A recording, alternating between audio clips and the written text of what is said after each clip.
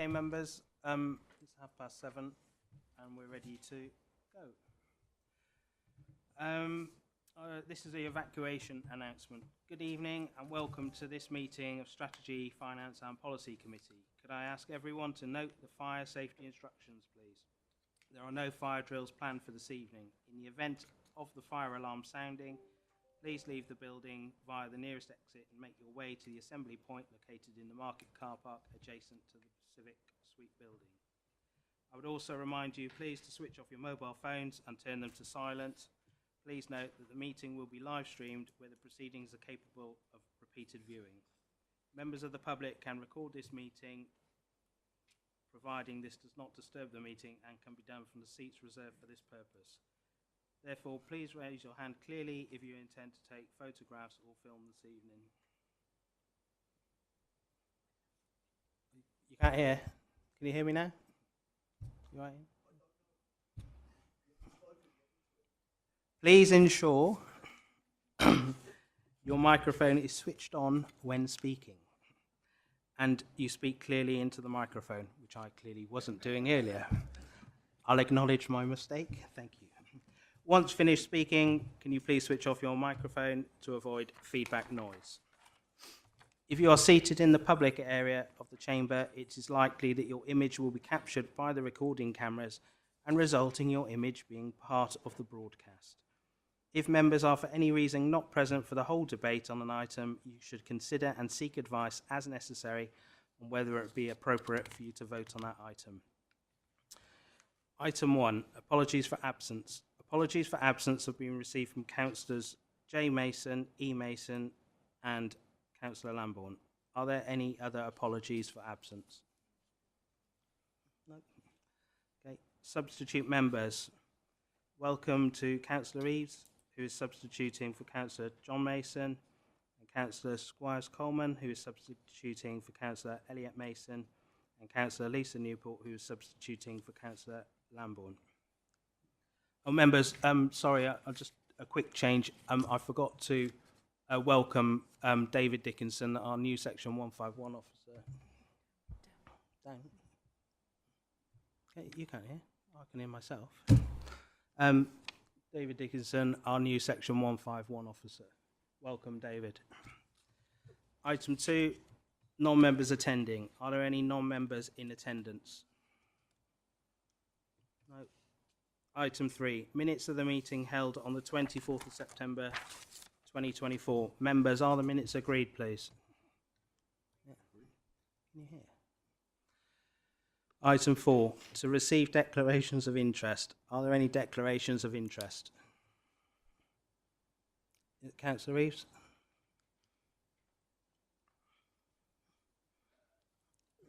Sorry? Okay, I shall sit down then. On item 8, I have been talking to a number of parties who are actually interested in that particular land. That would be a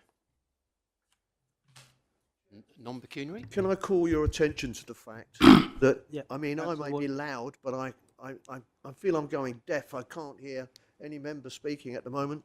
Seems very low. Okay. Shall I try again? Yeah, try again, better? Councillor Reeves. Right. On item 8, I have been talking to a number of people who have actually been interested in this particular patch of land. So it's NRI, is it? Non-pecuniary. What is that now? The monitoring officer. Non. Councillor Reeves, do you want to take advice from the monitoring officer, or are you okay? Okay. Non-pecuniary. I thought it changed, but there you go. So that's that. Yeah, thank you. Nearly, Chairman. Non-registrable. That's the one I was looking Good for. effort. Thank you. But well done for trying, Councillor Reeves, and it'll be a different one next time. Don't worry. Right. Okay. Thank you, Councillor Reeves. Item 5, public questions on notice. No questions on notice have been received. Councillor 6 is the chairman's update. Members, if you're happy for me not to read it out, everyone's received the chairman's update, members. Are there any questions?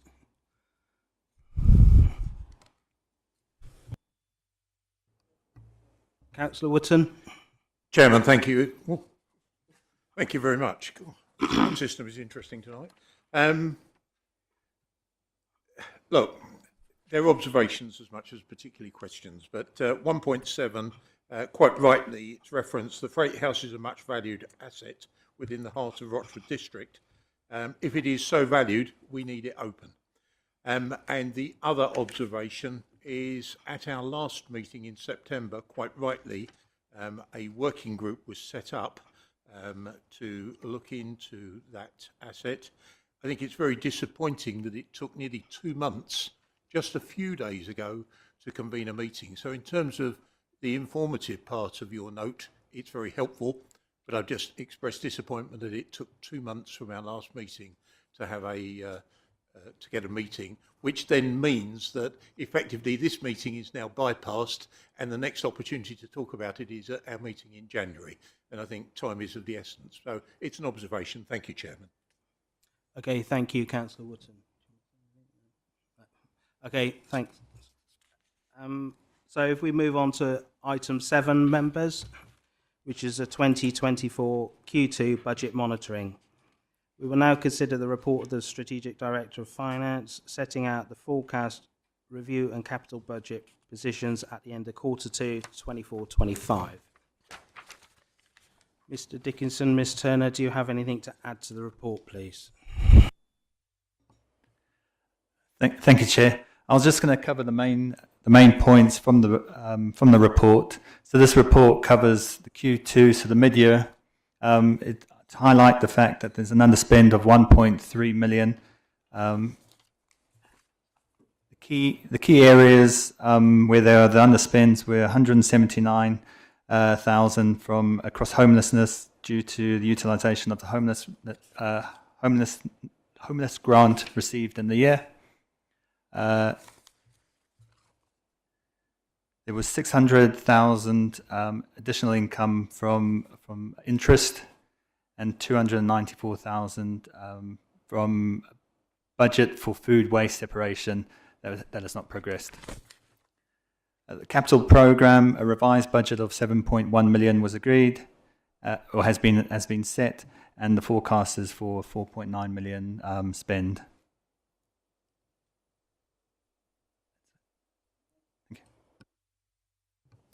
Thank you, Mr. Dickinson. Members, are there any questions, please? Councillor Wootton, be gentle. It's Mr. Dickinson's first time out. Chairman, I was intending to be very gentle to the extent that I don't necessarily expect a answer this evening. But first of all, welcome, Mr. Dickinson, and I promise I will be kind tonight. But I think I'm kind most meetings. But there we are.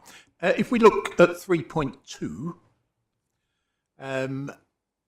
it would be helpful to know what are the financial benefits to date, whether these are on track or projected. And again, I'm not particularly expecting an answer, but it would be helpful because it's a statement. It's a good statement, but it's nice to have a quantified statement. My next point is, on the table at 3.4, the first column refers to the original budget, and the original budget presumably is what we all agree in the February-March period. So I find it quite strange to see in the next column latest budget, because the latest budget seems a bit strange, because in the business world you have a budget and that's it, and you work to a budget. But we've got a latest budget. And then I find it even more strange that if we look at the first line, for example, communities, wellbeing and housing, that the original budget was 2.765 million. The latest budget is an increase on that figure, and yet the end of year forecast is below the original budget. So it's quite impressive that you come up with a revised budget which is higher and then end up with a figure that's lower than the original budget, which is good, but it all looks a little odd to me. Further below that table, vacancy factor, again, I think it would be helpful to have a split, because if nearly £250,000 is on vacancy factor, that in itself is a concern. But actually, if the vacancy factor is a matter of a few thousand, and we're seeing the benefits of the one team, that is again really good news. So I think it's just having a bit of detail on that.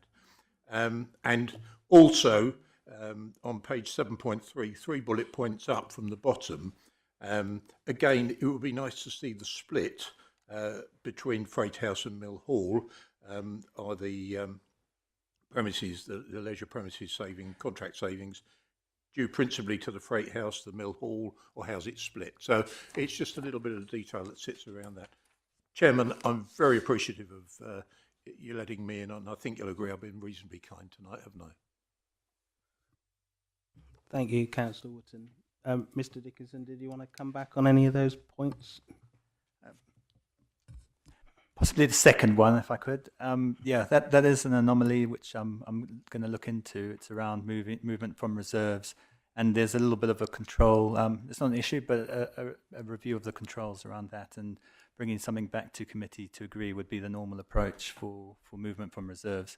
But I do understand that it works slightly differently here, so I'll review the process and see how it can potentially be improved. But it'll be good to get that coming back to committee, having the breakdown of that use. Councillor Belton, please. Thank you, Chairman. Just one point, and I've raised this before. So we've made a saving on homelessness, quite a substantial saving because we've utilised grants, which is great. And whilst Rochford doesn't have a huge homeless issue, thankfully, we are starting to see an increase in concerns because of landlords selling properties. I don't know about other councillors, but I'm certainly hearing from a number of privately renting tenants where landlords are selling and they're going to effectively become homeless because they don't have the funds, the resources. It's a saturated market and so on. Sorry, Councillor Belton, can you tell me what page you're referring to in the apologies, report, Chairman. please? 7.3, 3.6, bullet point 2. Okay, thank Apologies. So it's the £179,400 saving. I just want to understand, can that money be used anywhere else within that homelessness or temporary housing area rather than just going back into the kitty, so to speak? Because I'm concerned that we're going to start to see a bigger issue around homelessness coming forward. But I don't know how that money can be used if it's really stipulated for certain types of spending only. Again, it can be taken offline. It's just something that I've raised previously with the last 151 officer, and we just haven't got any specific clarity, but I see it becoming an issue in the future. Thank you. Thank you, Councillor Belton. Mr Dickinson, do you want to respond or do you want to come back in writing? Yeah. Thank you, Councillor Belton. Any other questions, members? Okay, so members, I will now move a motion that the recommendation on page 7.1 of the report be approved. Do I have a seconder, please? Councillor Hoy. Seconding that. Members, can we see a show of hands? Are we happy to note that? Thank you, members.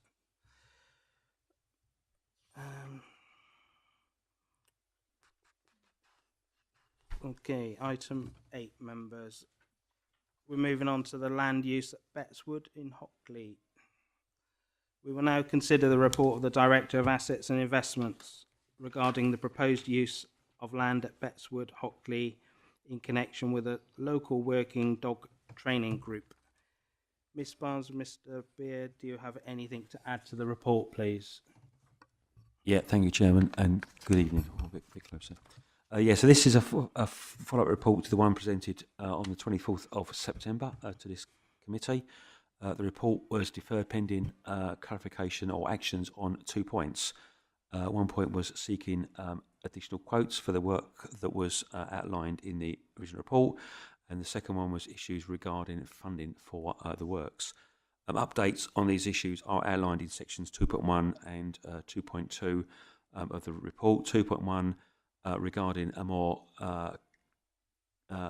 quote that was obtained, and section 2.2 regarding the funding. Having looked at these and considered them, this does provide an opportunity to reopen the public open space for wider community use.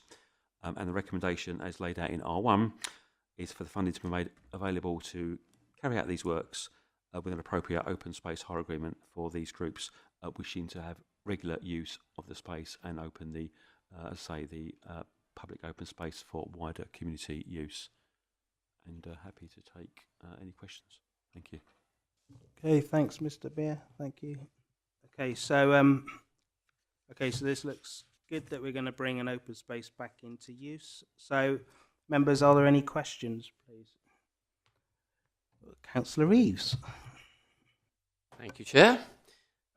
First of all, can I start off by saying that there was a report in the Echo that was extremely unhelpful to this particular item, and they reported it with a picture of Hockley Woods. And can I assure people on record that this is not Hockley Woods? There is no woods that is actually affected by this particular decision. So I'd just be grateful if that goes on record. One question I do have, when I spoke to Mr. Beer some little while ago, I did actually forward a price that we'd had, that I'd managed to get from a company who does deal with one of our parishes regularly, and therefore I would expect would probably be okay for working with this council. And that was for 5,600, which is cheaper than the one that is, the quote that is being actually recommended. 5,600 plus VAT, that is.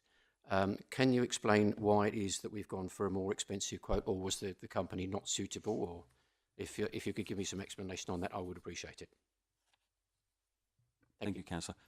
Yeah, the quote that was obtained actually had two costs. The 5,600 was for repairing or taking up the equipment and for reseeding the area. The 7,600 quoted in the report was for clearing the area and for re-turfing. And given the sort of time this is taken, we've quoted the larger amount for the re-turfing because that brings the area back into use quicker. But it's the same company. Did you hear that, Councillor Reeves? It sounds to me like they were different spec. Yeah, no, that was in the same quote, but it was a difference between being seeded and being turned. Different spec. So I understand that now. Thank you very much for that. Can I just ask one supplementary? Absolutely. Sorry? Yes. The use of the site, can I just confirm that this is actually open to the public and not necessarily the exclusive use of the dog training club, but also that when the dog club do their training there, that they can be allowed to actually have hire of the space, which is the whole crux of what actually brought this to the fore in the first place. So they had a safe place to train their puppies. Yes, I can confirm both points. Thank you.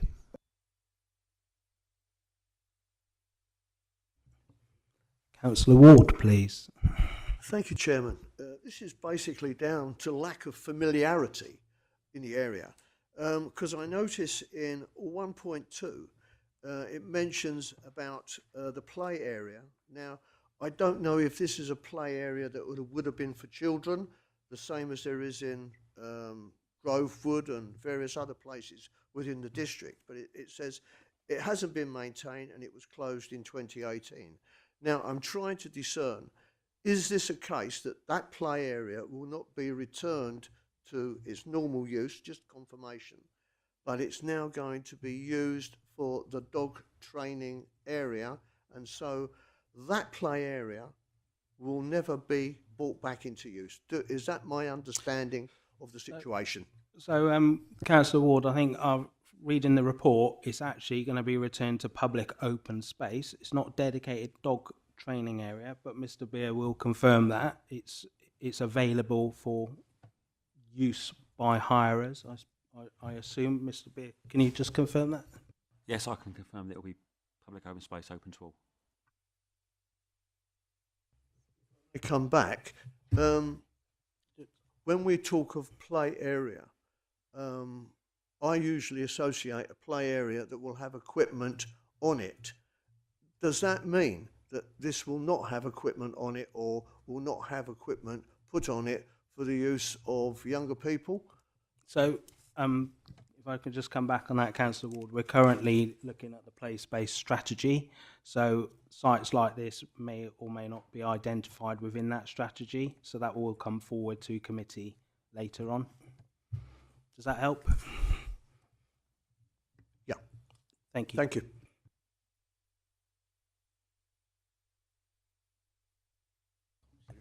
Any other questions, members?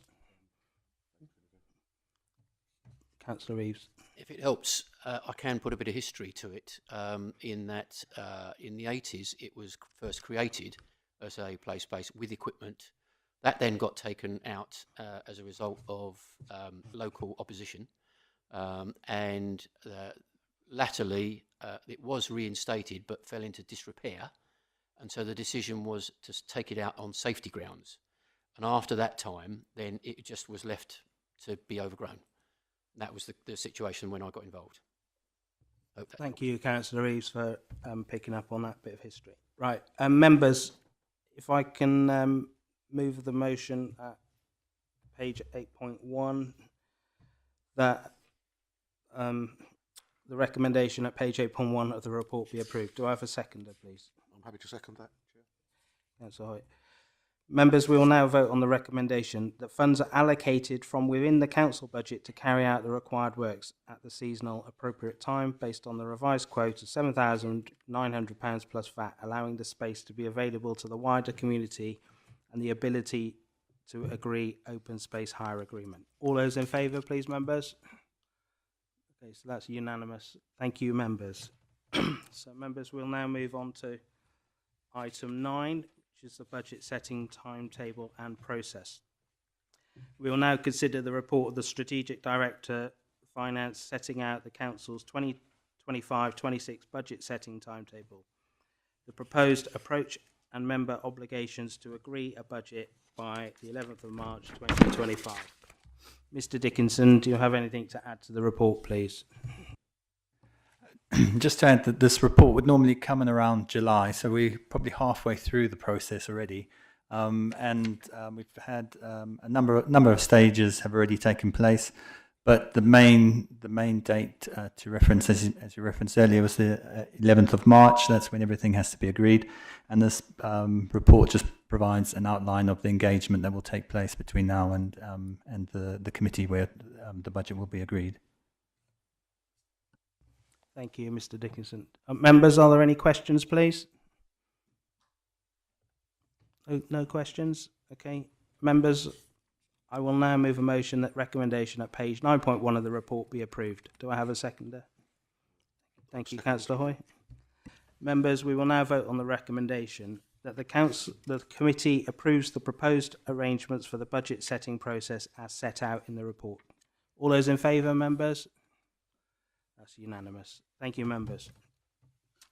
Item 10, the formal complaints policy.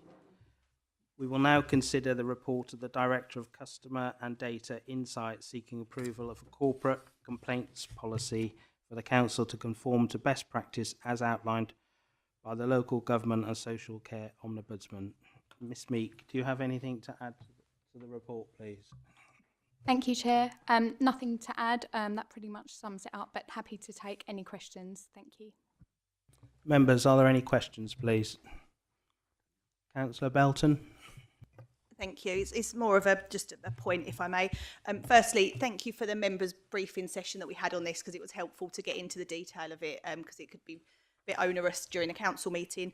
All I'd like to just say is I think it's really important that we as councillors and the council remember that most of our residents don't have a choice on where they're buying this service from. They're not customers in the typical sense.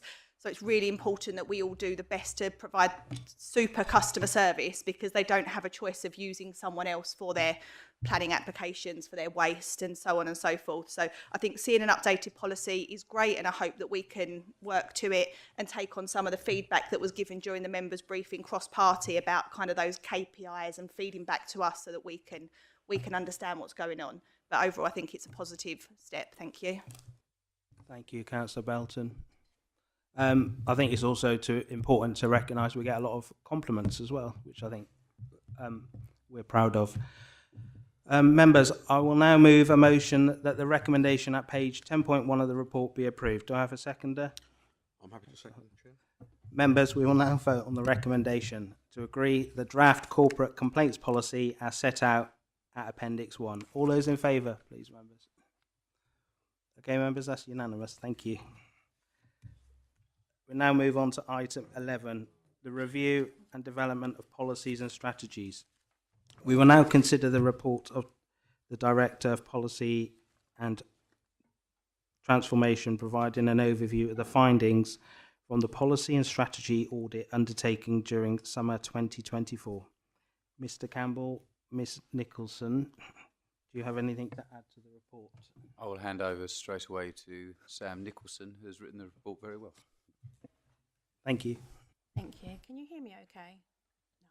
No. Maybe shuffle along. Is that any better? No? I'll get closer. Any better? Brilliant, okay. So it's a fairly detailed report in front of you this evening. Just a few points to highlight.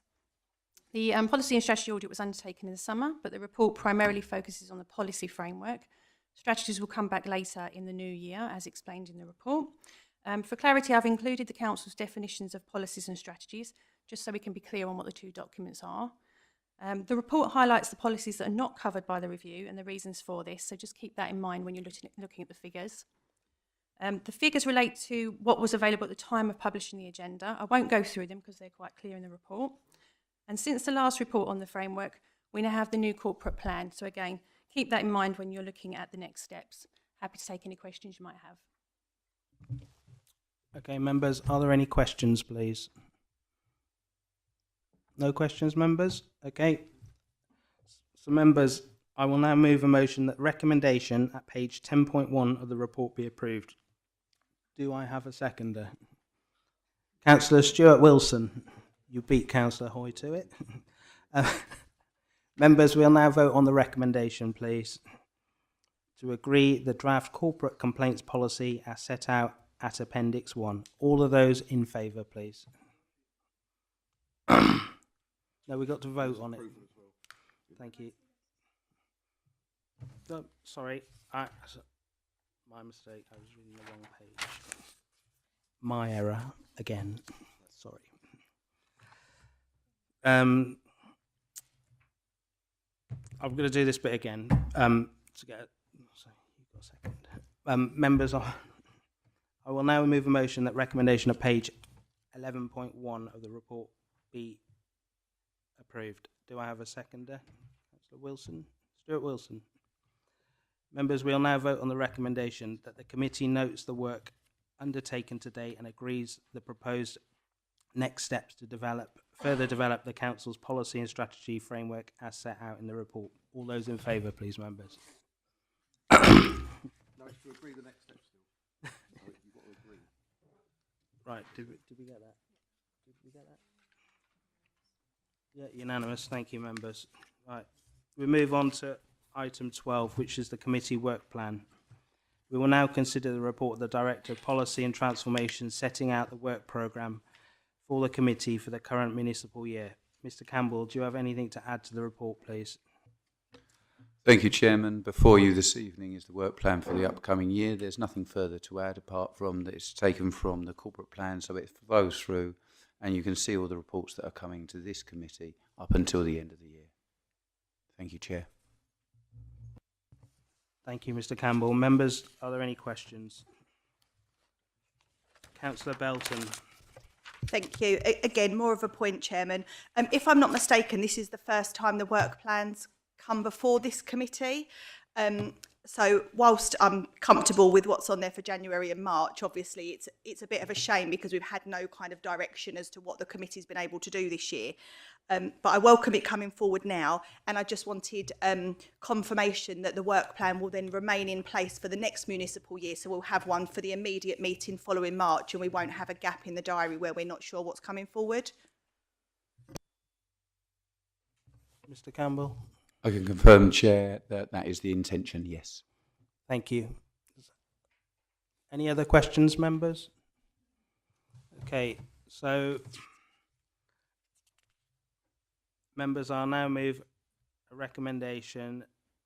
I will move a motion that the recommendation at page 12.1 of the report be approved. Do I have a seconder?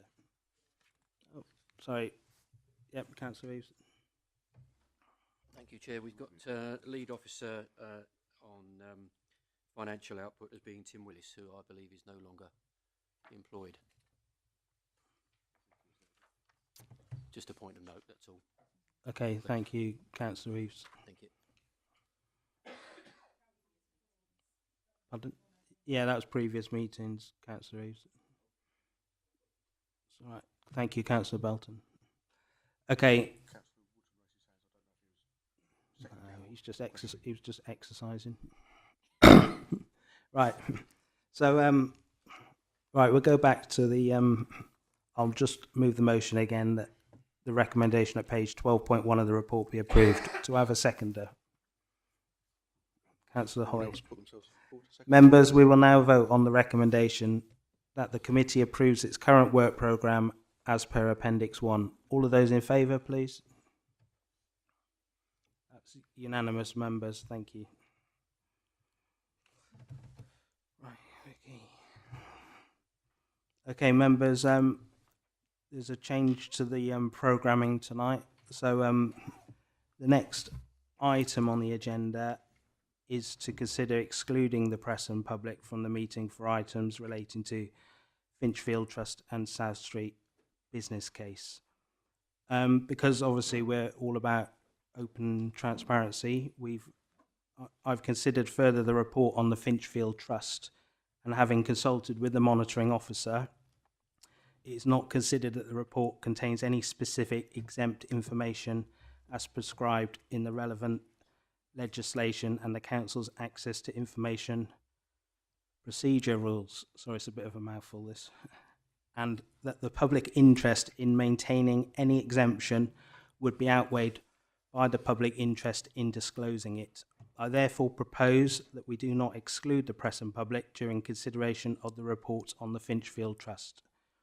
I will take consensus of the meeting unless there are any objections or opposing views.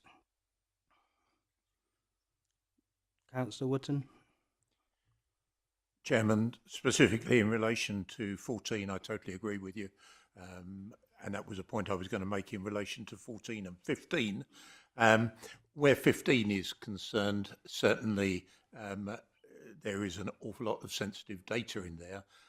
So I agree from the point of view of the discussion, that should be exempt.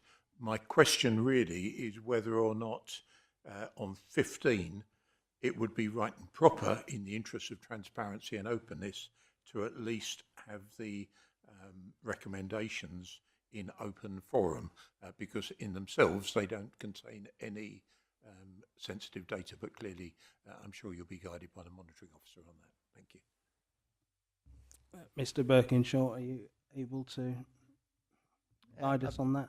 I've not got the item before me, but I take the point that they not be in detail. I think it's a matter for the committee if wanted to debate the recommendations and have a vote on them in the public domain and the public record, then that's possible. Alternatively, the committee may wish to feel that it should be in press and public excluded. There will obviously be in the minutes anyway, the recommendations and the resolution that's passed, but I'll have a look and come back once I've had a look at the report. So maybe if we deal with the Finchfield and I'll come back on that. Okay, thanks, Mr. Birkinshaw. So, members, if we can, is everyone happy to discuss item 14 in public? Yep, okay. So we'll deal with this, and then I'll ask that the report be made public on the Council's website following the meeting, following our consideration of the matter. I'll move that we exclude the press and public for the South Street business case, and we'll come to the points on the recommendations at that point, Councillor Wootton. So, members, we will, Finchfield Trust, we will now consider the report of the Director of Assets and Investments detailing the review undertaken on the Finchfield Trust. The purpose of this report is to standardise the governance of the Trust, with the Council being the sole trustee. Ms Barnes, do you have anything to add to the report, please? Thank you, Chair. As mentioned by the Chair, the Council is the sole trustee for the 12 bungalows that consist in Finchfield Trust. The report tonight is to look at standardising the governance around the Trust, but also by updating the charity objectives and making an application to the Charity Commission. It is proposed that the charity objectives are revised as per paragraph 2.10 in the report, which looks to provide these properties to those who have been in residence in Rayleigh for 15 years and are 65 years or older and in financial hardship. In turn, updating the objectives, officers will present on how a new management board can be established to manage the Trust in delivering its objectives. This will enable the Council to rectify some ambiguity around the current governance arrangements and roles of the current trustees that have been highlighted to us. That is not consistent due to the trustees being named roles rather than named individuals. Happy to take any questions. Members, are there any questions, please? Councillor Belton.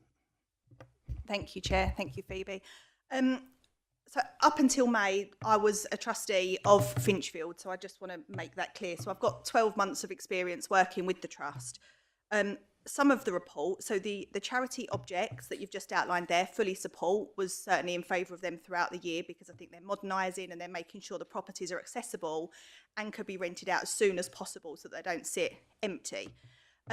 However, what I'm struggling with is for the last year and the subsequent years, it was made clear, and I sat in meetings with Burkitt's, that the council were not the sole trustee and that the trustees were, that the trustees of the charity and the council were essentially the administrators of Finchfield. And I actually raised the point during that term that they're basically a secretariat for the properties and that the trustees could appoint somebody else if RDC wasn't working. There was a lot of conversation that the amount the trust were paying the council was no way near sufficient for the council to actually undertake the amount of work they were having to do. Correct me if I'm wrong, it was, I don't think this is not public, this is not private information, £12,000 or £13,000 at the time is what the trust was paying the council, yet the council was being expected to collect rents, deal with repairs, find subcontractors, deal with queries, deal with trustee queries. And I made the point that actually the trust might want to look for a more cost-effective option that was better for the council, or the council may need to raise their charges. So I'm now in a situation where I'm being told that everything I learned prior was wrong and actually it is only the council that have the say, when before the council had no say other than to administer. So I'm really uncomfortable because whilst I fully support the objects and we know that the charity needs updating to be in line with the commission and everything else, whether it be a board of trustees or a management board is almost neither here nor there as long as the work is being done and the residents are being looked after.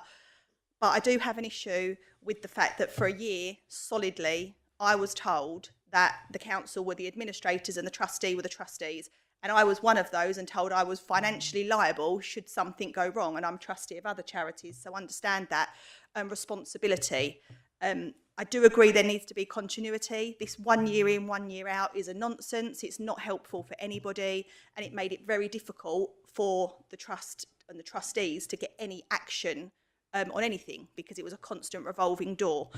But I'd like some more clarification because at this point, despite the fact I approve of most of what's in the report, I can't support something that I fundamentally don't agree with in terms of the legalities because of everything that I learned personally through Burkitt's. So Burkitt's position has changed and I just don't, I'm not a legal expert, so reading the report didn't give me the clarity that I needed. Thank you. Thank you, Councillor Belton, and I'm sure Miss Barnes will do her best to answer this complicated situation. So yes, it is a complicated situation, and Burkitt's obviously were commissioned initially when you was in term, quite right. Since then, we've requested that they do further work and due diligence around kind of the investigating into the deeds of declaration and the trust that as well.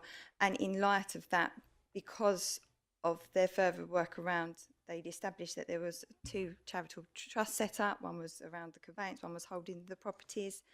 And then looking in light of the charity legislation and it's been notified most recently that council should be looking at their roles that they play in trusts and charities.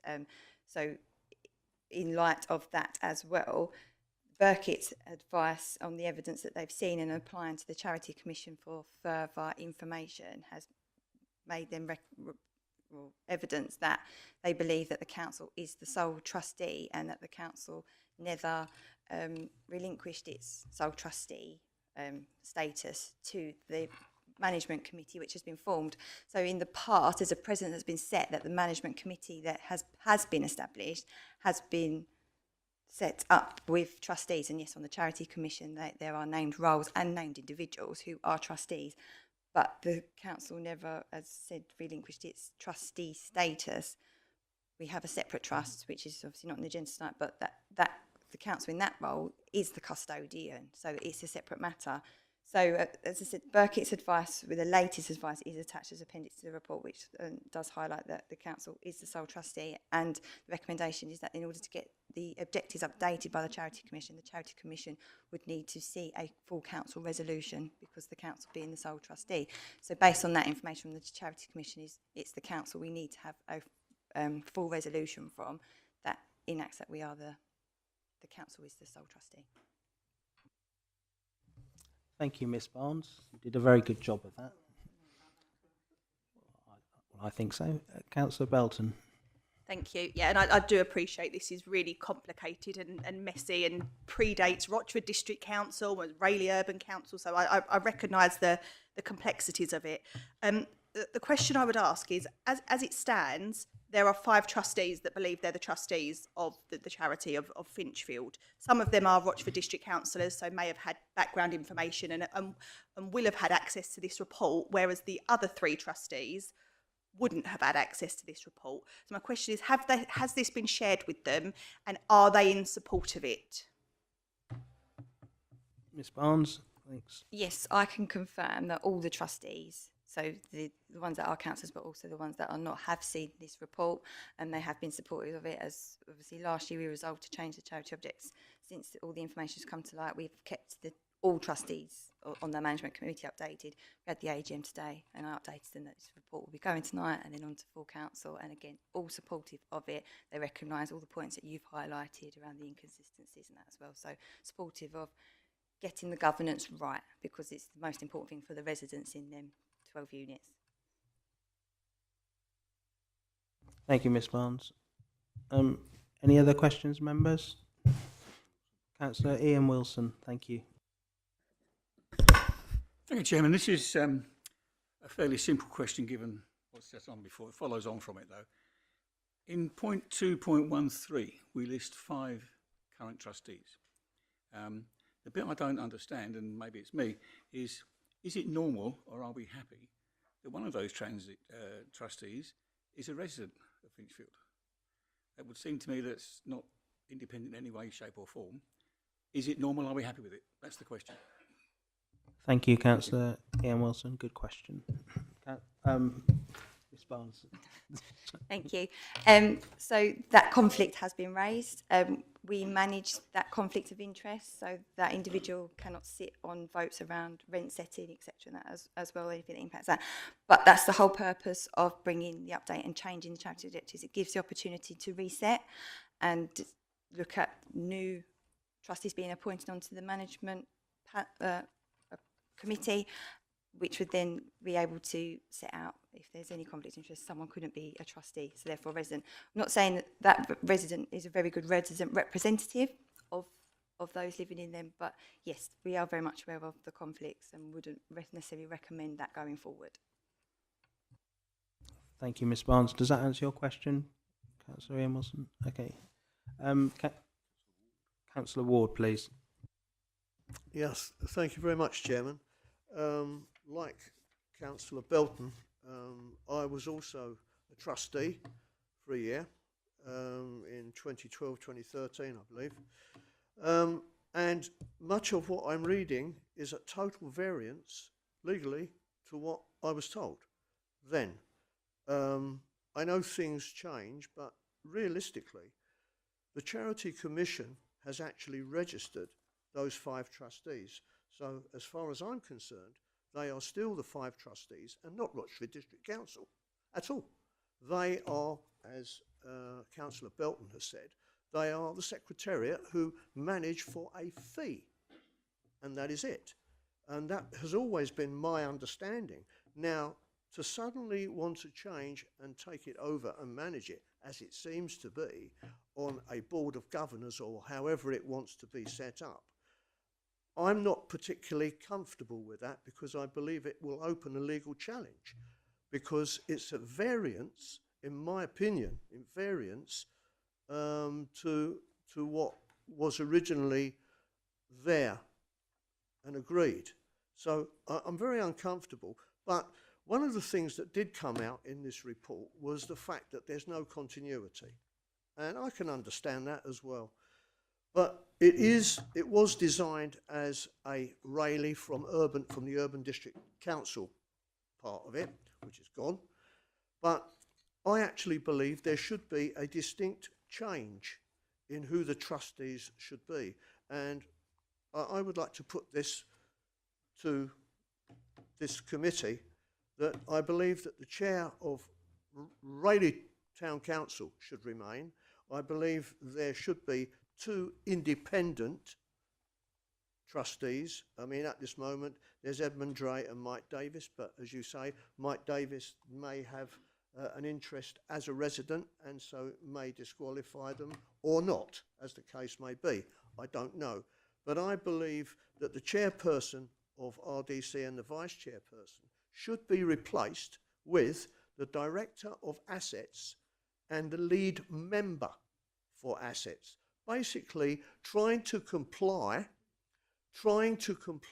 with the requirement to have continuity.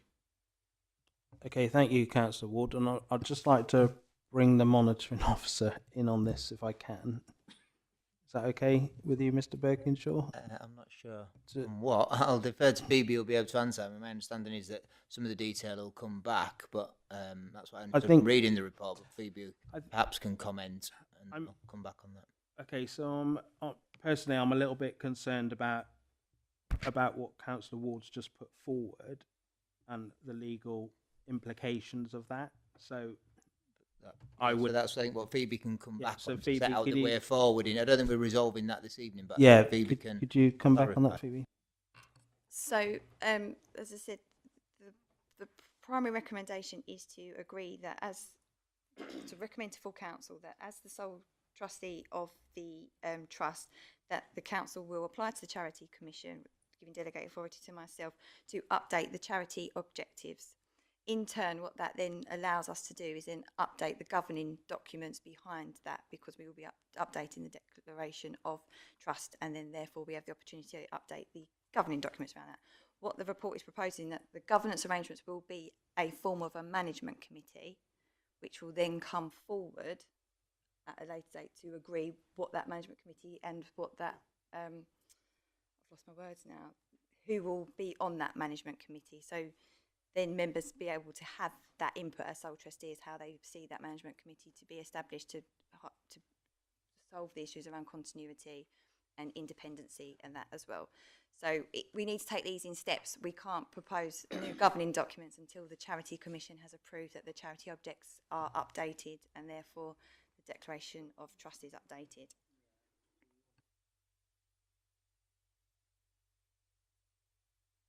Councillor Reeves, and then I'll come to Thank you, Chair. I think all of us hearing the discussions that are going on might be a little bit concerned about this, and as Mr. Birkinshaw isn't able to comment on this at the moment as our legal representative, could I propose a deferment on this to the next meeting pending clarity, because these do sound like serious concerns. Mr. Birkinshaw. I think just to come back on the question you asked, I mean, I think Phoebe has clarified that the detail will come back and is a subject of a further report. I think that's what recommendation 2 alludes to. So it'll give the opportunity to do that. As you say, it's not presenting this evening what that governing arrangement will be, and therefore it's difficult to amend something that's not necessarily before the committee this evening. I think, and I appreciate the issues that Councillor Belton particularly refers to, having been part of the Finchfield Trust and in essence had one opinion given and then another. This is obviously for recommendation to full council to try help move it forward. And I was going to suggest that clearly we can do a briefing either for individual members or for the committee with Burkitt who can confirm their legal advice. It is as presented in the appendix at the moment, but I do appreciate that understanding that a little more and the rationale for it may help members, and therefore happy to arrange a briefing with the legal advisor at Burkitt so members can hear direct and answer questions of them, which they would obviously do if it was a legal officer of the council, and that would allow members, if they're generally comfortable, to recommend to full council, receive that further advice in advance, and then at that meeting could consider whether they felt it necessary to defer or not. So just a suggested way forward, but I do think Phoebe has set out the position, and the fact is that this report doesn't deal with the detailed governing arrangements. They will come back to a future meeting. Councillor Wootton. Thank you, Chairman. Never has a truer word been spoken in this chamber tonight than by you when you said this is complicated. If I go back a few years to when Councillor Gooding was chairman of this authority and I was leader, I attended a few of their meetings. And I think the bottom line here is that whatever governance process is put in, and personally I'm quite relaxed about that as long as it's an effective governance arrangement, and whether or not that's a hybrid of the charity and a management committee. First of all, I would say the management group, whether that's trustees, they've got to have teeth. Because the bottom line for me is that at the time I was involved, and to be fair, Councillor Gooding was chairman, we were pretty appalled at the shabby state in which the place was maintained. And whether or not that was a lack of funding, whether or not it was a lack of management control or accountability, I really don't know, and I don't want to pass judgment on. As far as I'm aware, this authority has always met its statutory obligations in terms of making sure that the minimum standards are met. And there I refer to fire safety and the general checks that need to be done under the council's responsibility. But I am quite uneasy that at the time I was leader, under the advice of the chief executive, current chief executive, a recommendation by him was made that we commission a report by the Local Government Association, and a very good report was commissioned. And then from there it led on to Burkitt, so this has become heavily legalised, and there is inconsistency between right review, Burkitt's first statement, and where we are now. I'm quite personally quite relaxed, although obviously it's a vote of the committee. I'm quite relaxed.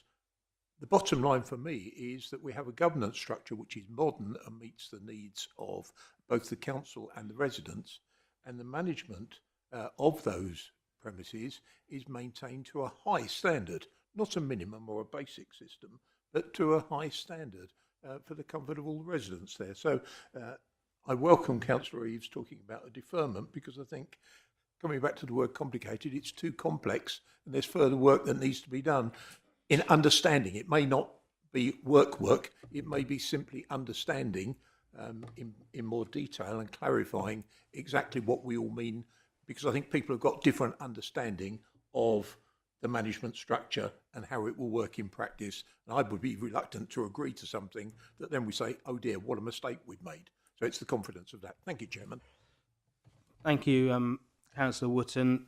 And I would just remind members that it is to standardise the governance of the trust that this report refers to. And also we are just making a recommendation to full council. And Mr Birkinshaw has reassured members, because members, when we refer this, the same questions could come up again. So Mr Birkinshaw has said that we can have Burkitt's in to provide answers to all members' questions prior to going to full council and to have a briefing. So I think members should be reassured in that space that we are, this is the legal advice, the current legal advice, and I hear what all members have said. Everyone seems to be involved with the Finchfield Trust apart from me. So I don't, and we base our decisions on the report that we've got in front of us now, current legal information. So I'll come to Councillor Belton next, please. Thank you, Chairman.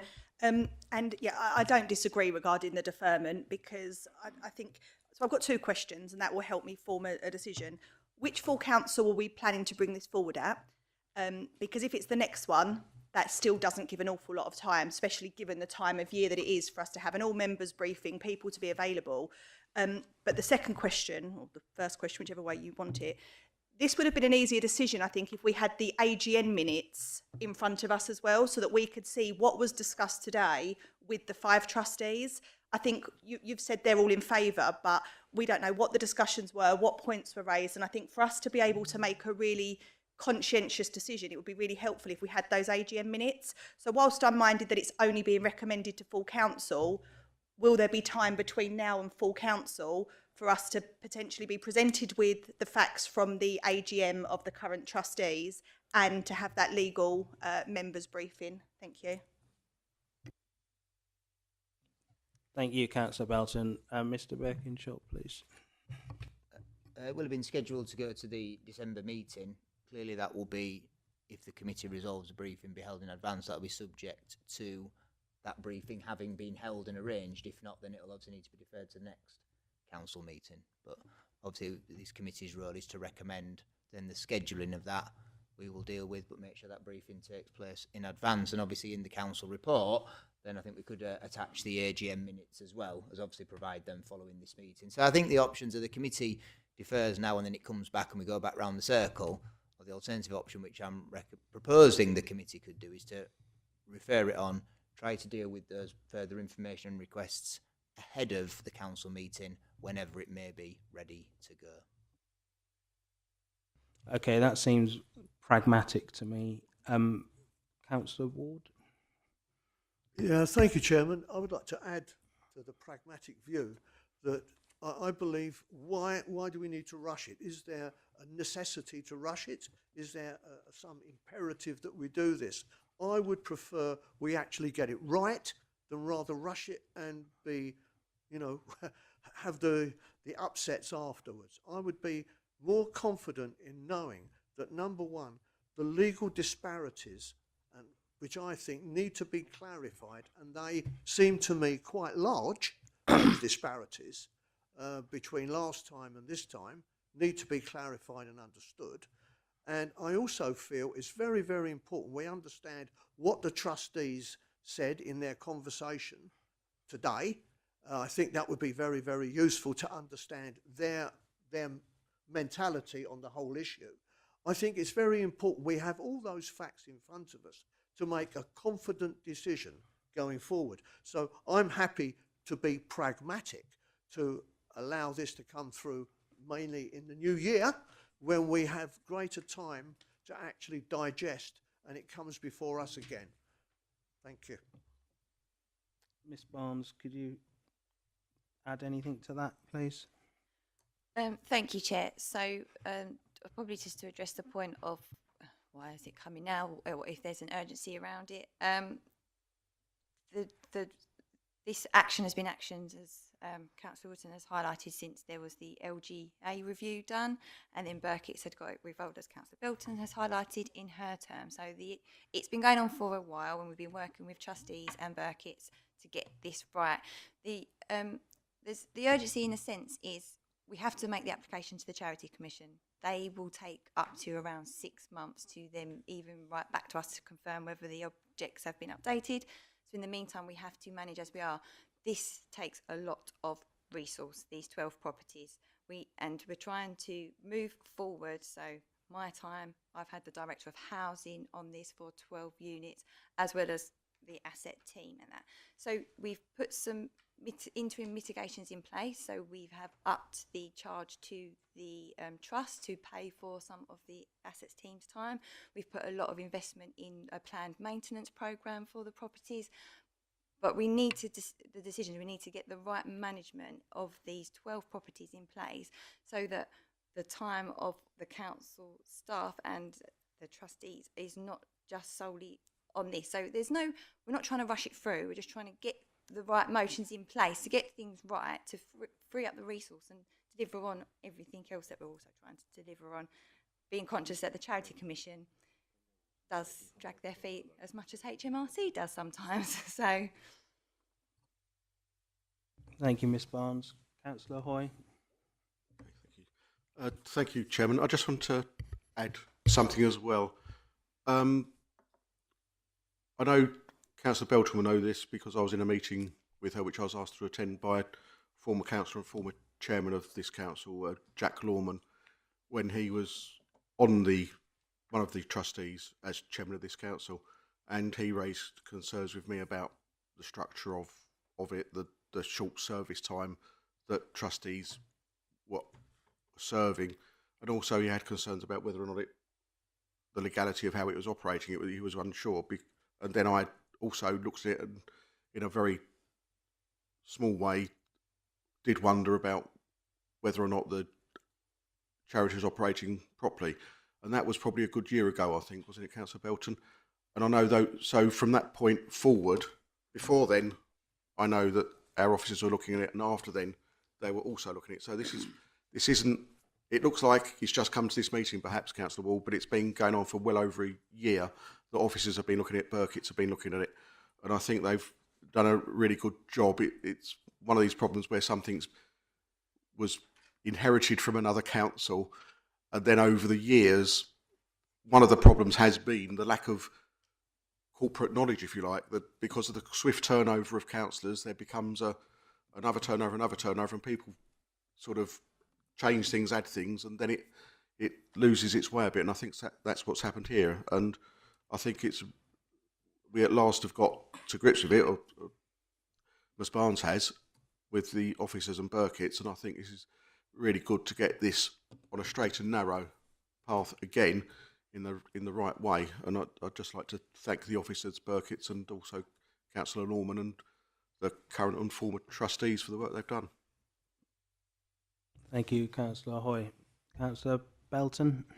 Thank you. Just one final point, and Councillor Hoy is completely right. And I think it's important to say, and I think others agree with the sentiment of the report and the need for the steps forward.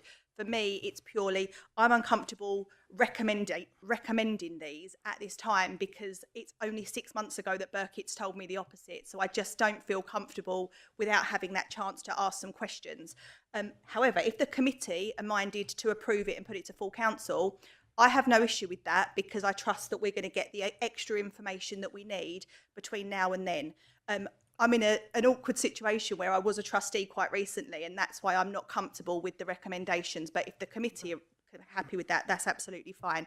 And I just want to reiterate again regarding sort of the word urgency or rushed or why now. Something that is important is that the charity objects are updated as soon as possible, because we've had properties sat there empty for some time because they can't find the right person to fit them because of the current terminology, because it's decades old. It's using wording that we just don't use anymore. So when trying to find a resident to move into Finchfield, and it's a lovely set of properties, we've had a property just recently, months and months, sat vacant whilst we've got a housing list. So it is a concern. I do think we need to move fast. I won't be supporting the recommendations, but purely because of my personal situation, and I'll welcome it coming to full council where we can have that debate with a bit more information and hopefully get this resolved one way or the other, because ultimately this is about the residents and it's about those properties being occupied by people that need them.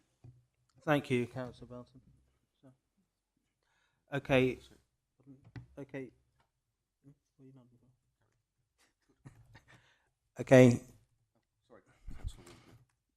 Councillor Ward. Thank you very much. Last time.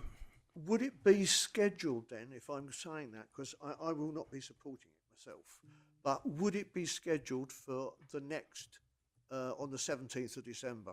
I think so. I mean, that concerns me. No, so, Councillor Ward, I think Mr. Burkishaw's answered that question already, where he said that pending the advice from Burkitt's and the members' briefing, when that would be scheduled in, would be dependent on which full council meeting it came to.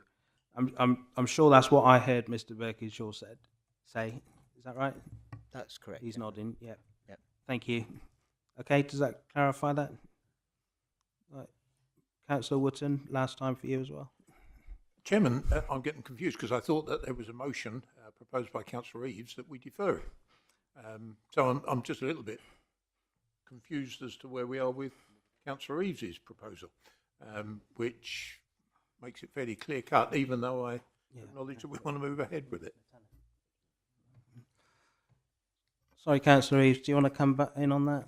Chair, I'm happy to withdraw the motion, pending there being a condition on the advice to council coming to the committee before the next full council. Yep, Councillor Eaves, That I think being I, in mind. I think all members, yeah, and I agree. So all members understand that if this ever got to council without that information, councillors are just going to vote against it anyway. So you will get that information before it goes to council. Mr. Birkinshaw's given us that reassurance that that will be provided. Burkitt's. Yes, I'm just concerned that it actually is included in the recommendation. Yeah, so as it's recorded. It will be recorded. I'll ask for it to be recorded in the minutes. That's part of the recommendation. Okay, that being the case, I'm happy to withdraw the. Can I just, Chairman, to assist, I think, to give the sense of the meeting and following Councillor Eaves removing the deferral, I think what, in essence, you're wishing to propose is that we amend the recommendation, like to say that subject to, the exact wording, further information being provided as requested by the committee and a briefing being held with the council's legal advisors to provide further information, the committee resolves to make a recommendation to full council.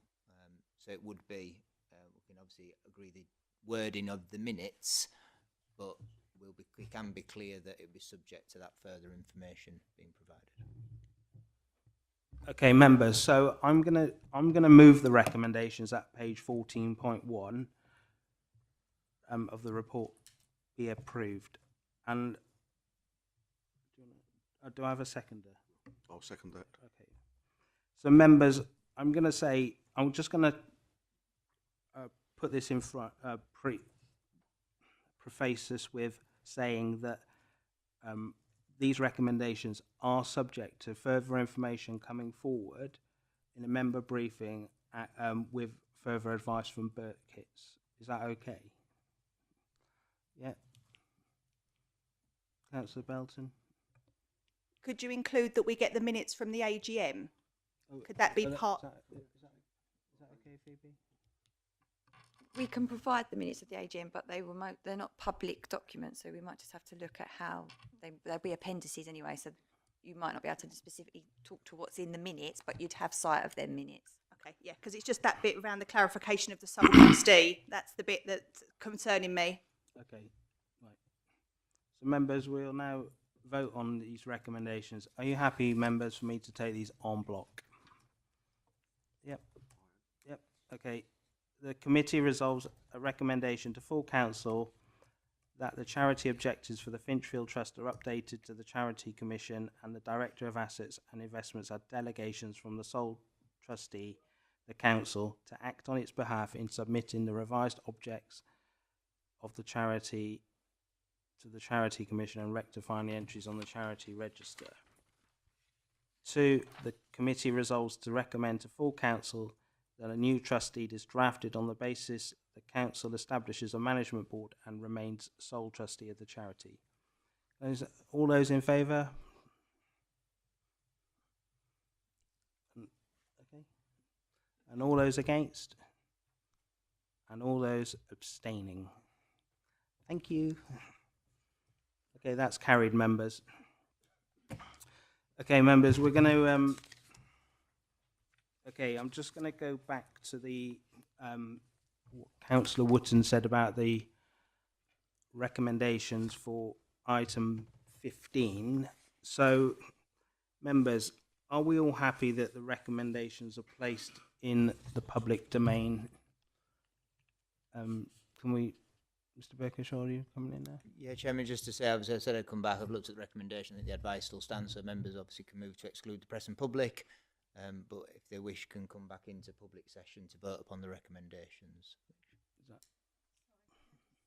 Yeah, sorry. We won't be able to go back to the live stream after it's been switched off, so the recommendations would have to stay not on the live stream. just for the benefit of those public attending. Councillor Belton. Thank you. Just for clarity, has something changed with how we do the recording? Because we've come back before, because there's actually been meetings where Paul Birkinshaw has directed us to the second part of the meeting once press and public have been allowed back in. And I remember Veronica going back to the room and turning the meeting back on at times. So I don't know if we've got a different format, but we've definitely had in and out before. It is a different format now, and we can't restart the meeting. Okay, so they will be recorded in the minutes, Councillor Belton, in a way, so it would be in public. So, right, members. So I'll move. Oh, Councillor Wootton, sorry.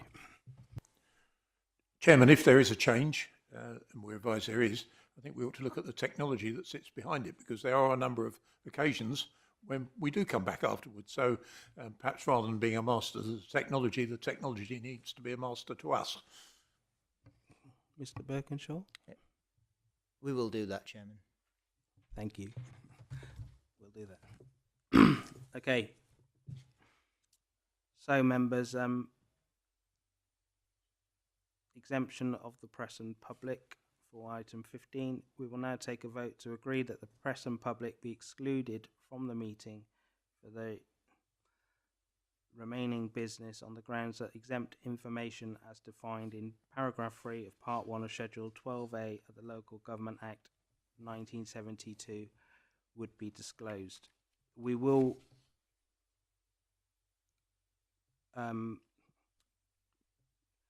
we will vote on the recommendations in public session. All right. It just won't be recorded and streamed, Chairman, but the recommendations will obviously be listed in the minutes. We'll obviously look to get them published as soon as possible. Okay, after the is meeting. everyone happy with that? Yep. Okay. We stop the stream.